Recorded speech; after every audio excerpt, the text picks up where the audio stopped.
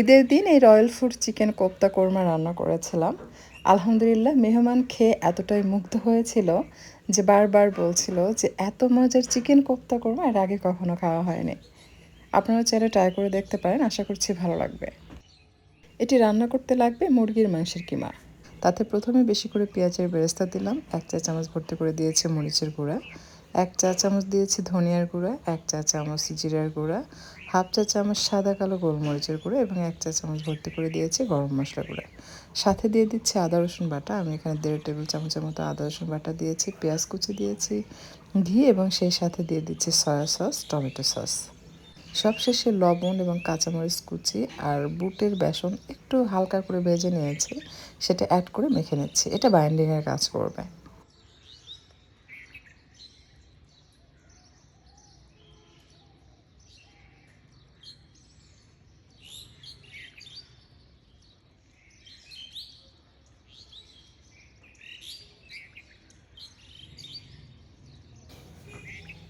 সেদ্ধ ডিম আর চিকেন কিমা দিয়ে নার্গিসি কোপ্তা তৈরি করে নিচ্ছি। সমস্ত কোপ্তাগুলো তৈরি করার পর আপনি চাইলে এটা সরাসরি ফুটন্ত গ্রেভিতে দিয়ে রান্না করতে পারবেন, আবার চাইলে তেলে ফ্রাই করে এটা রান্না করে নিতে পারবেন। আমি এটা তেলে ফ্রাই করে নিচ্ছি রান্না করার জন্য, বা হাফ তেলে ফ্রাই করলেন, হাফ কাঁচায় জাস্ট গ্রেভিতে অ্যাড করলেন। এভাবে কিন্তু অনেক বেশি টেস্টি হয়। সমস্ত কোফতাগুলো আমি ডুবো তেলে ফ্রাই করে নেব। ঘন ঘন উল্টিয়ে পাল্টে দিতে হবে এবং চুলার তাপটা কিন্তু কম রাখতে হবে, তা না হলে পুড়ে যাবে। ভিতরে নারকেলের কোফতা অনেক সময় কাঁচা থেকে যায়, এ সময় কাঁচা থাকলে প্রবলেম হয় না, যখন আপনি রান্না করবেন তখন সেদ্ধ হয়ে যাবে। সবগুলো নারকেলের কোফতা ভেজে নিয়েছে, আপনি চাইলে সরাসরি এটা ফ্রাই করে কিন্তু সার্ভ করতে পারছেন। এখন রান্না করব কোপ্তা কারি, তাই সেম তেলে বেশি করে পেঁয়াজ কুচি দিয়ে এটাকে গোল্ডেন করে ভেজে নিচ্ছে। তবে এই পর্যায়ে যদি একটু ঘি দিয়ে পেঁয়াজের বেরেস্তা করা যায় তাহলে খুব সুন্দর অ্যারোমা পাবেন।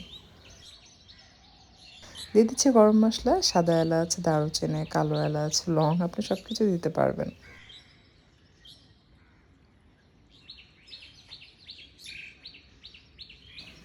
পেঁয়াজ বেরেস্তা হয়ে আসলে দিয়ে দিচ্ছি আদা রসুন বাটা, 1 চা চামচ ভর্তি করে আমি এখানে ব্যবহার করেছি। এরপর দিয়ে দিচ্ছি পেঁয়াজ বাটা, এখানে পেঁয়াজ বাটা রয়েছে হাফ কাপের একটু বেশি। সাথে দিয়ে দিচ্ছি বাদাম বাটা, এখানে বাদাম, পোস্তদানা এবং সামান্য নারকেল একসাথে বেটে আমি অ্যাড করলাম। আর ঝালের জন্য দিয়ে দিচ্ছি মরিচের গুঁড়া 1 চা চামচ। দিয়ে দিচ্ছি ধনিয়ার গুঁড়ো 1 চা চামচ, জিরার গুঁড়ো 1 চা চামচ, স্বাদ মতো লবণ, আর সবশেষে 1 চা চামচ ভর্তি করে দিয়েছি রোস্টের মশলা। খুব ভালোভাবে মশলাটাকে কষিয়ে নিতে হবে। টক দই দিলাম হাফ কাপের মতো। দিয়ে টক দই খুব ভালোভাবে মিশিয়ে নেওয়ার পর মশলা কষানোর জন্য দিয়ে দিচ্ছি পানি। যখন তেল মশলা সেপারেট হয়ে আসবে সেই পর্যায়ে গ্রেভির জন্য দুধ দিয়ে দিতে হবে।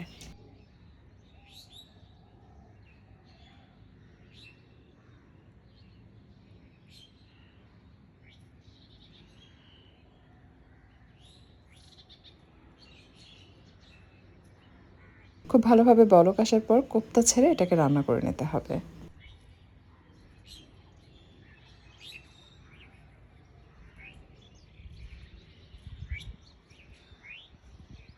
ঢাকনা দিয়ে ঢেকে এটা হালকা তাপে 10 থেকে 12 মিনিট রান্না করে নিতে হবে।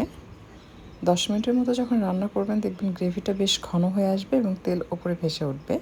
সেই পর্যায়ে সামান্য চিনি দিয়ে দিতে হবে, যেহেতু টক দই ব্যবহার করেছি তাই একটু চিনি দিলাম। এতে করে হালকা একটু মিষ্টি লাগবে আর খেতেও খুব ভালো লাগবে।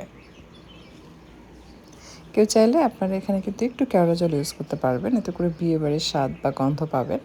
আর যদি মনে করেন যে না, আমি কেওড়া জল অ্যাড করতে চাই না কিন্তু অনেক বেশি মজা করে ক্রিমি রিচ করে খেতে চাই, তাহলে আপনি এখানে অবশ্যই ফ্রেশ ক্রিম একটু ফেটে নিয়ে অ্যাড করে দিবেন।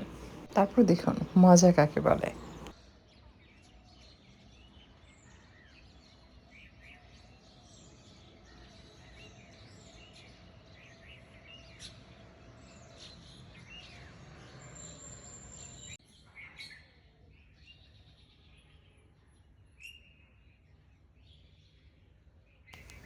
দমে বসানোর পূর্বে বেশ কয়েকটি আস্ত কাঁচামরিচ দেবেন এবং আগালি ভেঙে দিতে হবে, এতে করে কাঁচামরিচের সুঘ্রাণ বেরিয়ে আসবে।